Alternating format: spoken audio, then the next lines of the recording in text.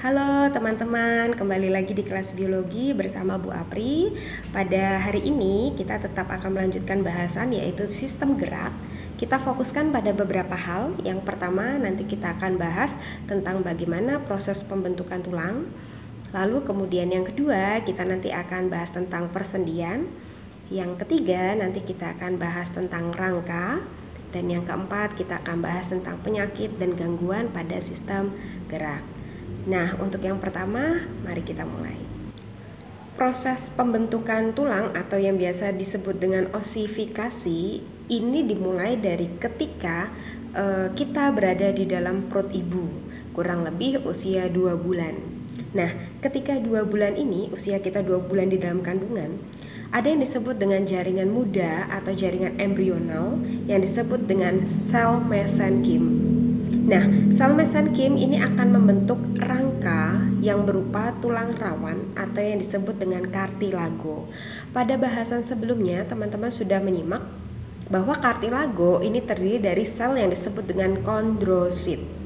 Nah, di dalam sel kondrosit pada mulanya ini akan terbentuk rongga yang terisikan oleh osteoblast. Apa sih osteoblast? Nanti teman-teman juga sembari bisa browsing atau baca-baca. Jadi osteoblast adalah sel muda calon dari si osteosit. Sel osteosit adalah pengisi dari tulang keras atau yang disebut dengan osteon. Jadi terbentuklah osteoblast yang akan berkembang menjadi osteosit. Kemudian osteosit ini nanti akan membentuk lapisan yang ke arah luar, jadi semakin melebar atau yang disebut dengan lamela. Nanti Bu Apri akan tampilkan gambarnya ya. Nah, proses pembentukan tulang ini arahnya konsentris, artinya lingkarannya semakin keluar, membentuk suatu lingkaran di mana di tengah-tengahnya nanti terdiri dari pembuluh darah. Nah, sistem konsentris inilah yang disebut dengan sistem Havers.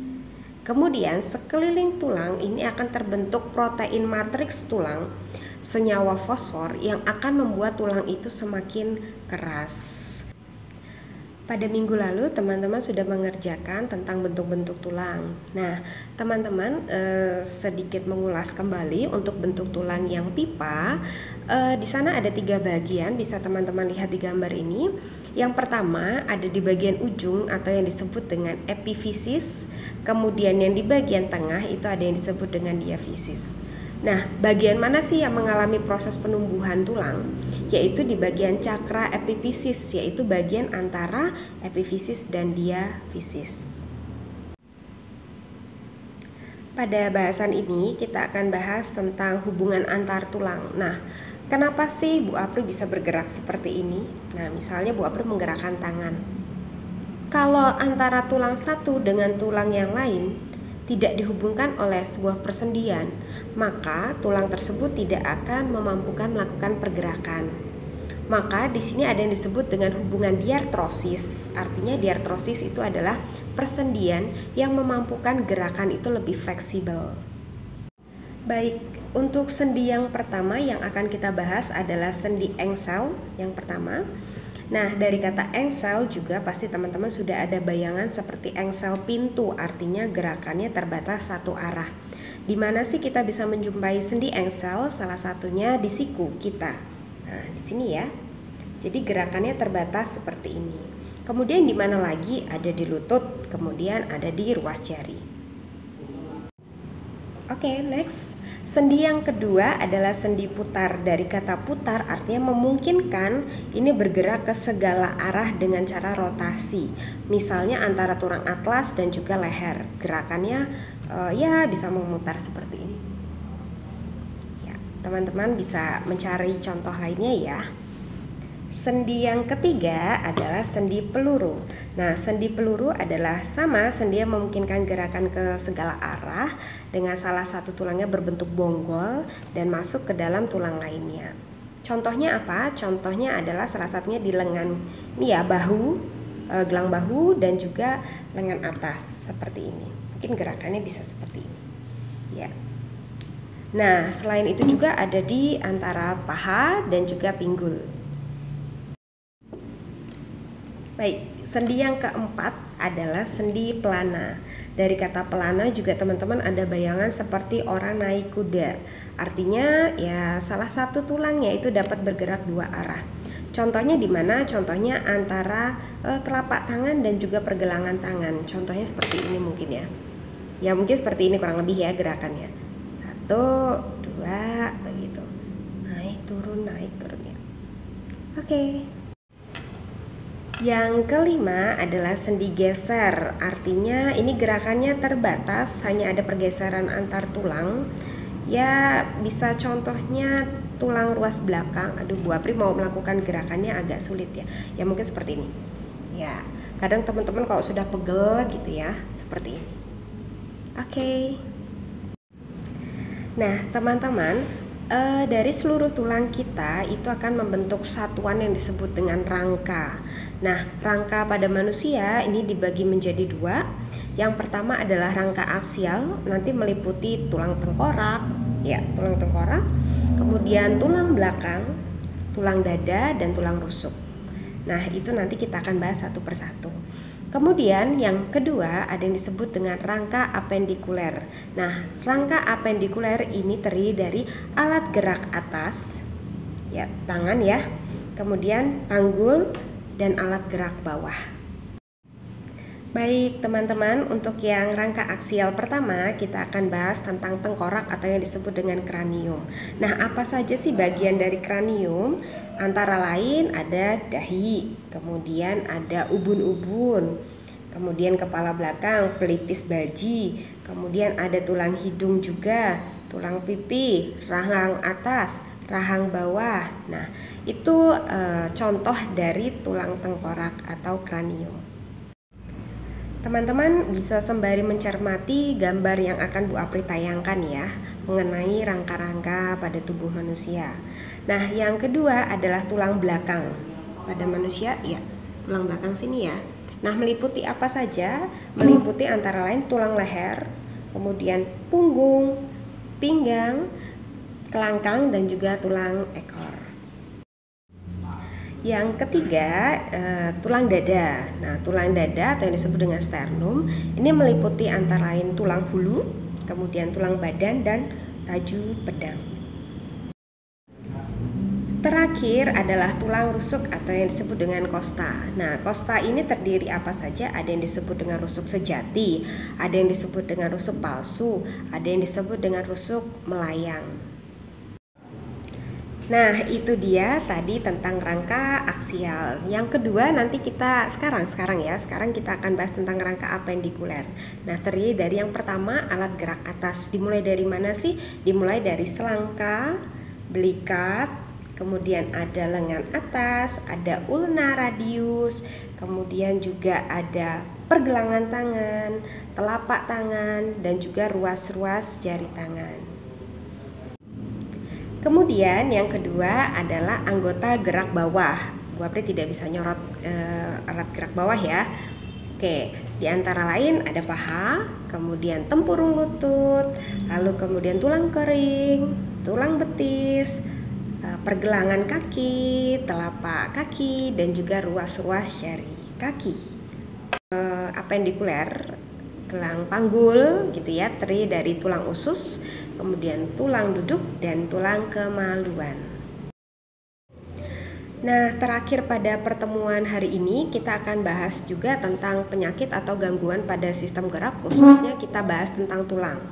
Nah, yang pertama itu ada yang disebut dengan penyakit rakitis atau kekurangan vitamin D. Nah, biasanya ini bisa terlihat dari bentuk kaki seperti huruf O atau X. Nah, penyakit yang lain atau gangguan yang lain adalah karena kecelakaan. Ada yang disebut dengan fraktur atau yang disebut dengan patah tulang. Kemudian ada yang disebut dengan fisura atau retak. Dan bisa juga ketika kecelakaan itu terlepasnya ujung-ujung tulang dari sendi atau yang disebut dengan urai sendi. Nah, apakah suatu kebiasaan sikap tubuh yang salah itu bisa mempengaruhi bentuk tulang? Iya, bisa. Contohnya jika teman-teman di kelas, kemudian teman-teman sering duduk membungkuk, nah itu terjadi di mana tulang belakang itu akan mengalami pembengkokan terlalu ke belakang. Jadi ya membungkuk begitu ya, itu yang disebut dengan gangguan kifosis. Kemudian jika teman-teman membawa beban tas gendong terlalu berat, kemudian akan membuat struktur tulang belakangnya itu terlalu ke depan atau yang disebut dengan lordosis. Nah, atau teman-teman biasa membawa beban ke arah samping terlalu berat atau yang disebut dengan skoliosis. Gangguan lainnya atau penyakit lainnya yaitu berkaitan dengan infeksi. Ada beberapa mikroorganisme yang bisa menyebabkan infeksi pada sistem gerak pada manusia. Di antaranya ada bakteri gonorae dan sifilis. Ini menyebabkan radang pada persendian dan ya bisa menimbulkan apa sih itu namanya, lendir atau nanah. Iya, nanah. Oke. Nah, kemudian ada virus juga yang disebut dengan virus picorna. Ini yang menyebabkan polio. Biasa terjadi pada anak-anak ya. Kemudian infeksi TBC atau tuberkulosis. Nah, ternyata bukan hanya di saluran pernafasan, tapi dia juga bisa masuk ke dalam tulang kita. Kemudian teman-teman mungkin pernah mendengar kata dislokasi atau bergesernya sendi dari ligamen atau kedudukan semula ya. Kemudian ada ankilosis, ya seperti seolah-olah sendi itu menyatu atau kaku untuk digerakkan. Misalnya ketika bangun pagi, tiba-tiba teman-teman buka HP, terus melihat YouTube, tayangan YouTube ada yang lucu, kemudian terus teman-teman tertawa kebahak-bahak sampai akhirnya maksila dan mandibulanya tidak bisa bergerak. Nah, Bu Apri punya pengalaman, bukan Bu Apri, tapi teman Bu Apri itu mengalami ankilosis. Jadi ketika pagi-pagi rahangnya tidak bisa, jadi mangap terus. Peradangan pada persendian itu juga banyak macam-macamnya teman-teman. Misalnya artritis gout. Artritis gout ini adalah peradangan karena timbunan asam urat pada jari-jari atau sendi-sendi. Biasanya sih yang sudah pernah mengalami ini terasa ngilu atau nyeri-nyeri seperti itu. Kemudian ada artritis eksudatif, terisinya rongga tulang itu oleh cairan nanah seperti itu atau yang disebut dengan getah radang. Kemudian ada artritis sika, ini berkurangnya minyak sendi atau yang disebut dengan cairan sinovial. Jadi teman-teman, antara tulang satu dengan tulang yang lain kan dihubungkan oleh sendi. Kemudian jaringan ikatnya adalah ligamen. Nah, di antara tulang dengan tulang ini ada yang disebut dengan cairan pelumas sendi atau yang disebut dengan sinovial. Artritis sika ini adalah penderitanya mengalami kekurangan cairan sinovial sehingga untuk melakukan gerakan tulang dengan tulang itu terasa kaku atau nyeri. Kemudian yang lainnya adanya penipisan tulang rawan atau yang disebut dengan osteoartritis. Jadi tulang rawan itu di mana? Salah satu letaknya ada di kedua ujung tulang. Kalau teman-teman makan paha ayam, teman-teman bisa lihat di ujung seperti kapsul warna putih, itu tulang rawan. Nah, bayangkan kalau osteoartritis ini adalah pengikisan tulang rawan, ini menyebabkan gesekan antara tulang yang jelas rasanya akan sakit. Nah, yang lainnya tentu teman-teman sudah pernah kenal kata osteoporosis atau penyakitnya menyebabkan tulang-tulang muda atau retak atau patah atau berlanjutnya usia ini akan mengalami pengikisan tulang. Nah, pada wanita memang lebih rentan karena apa? Wanita itu secara ketika dia mengandung juga kalsium itu akan diserap oleh bayinya. Nah, ya bersyukurlah kita sebagai seorang wanita. Belum lagi nanti ketika bayinya lahir kita harus menyusui dari ASI. Begitu. Jadi memang wanita itu lebih cepat untuk osteoporosisnya. Nah, teman-teman, itu dia bahasan kita pada hari ini. Sudah selesai bahasan kita, tidak terlalu banyak yang kita bahas.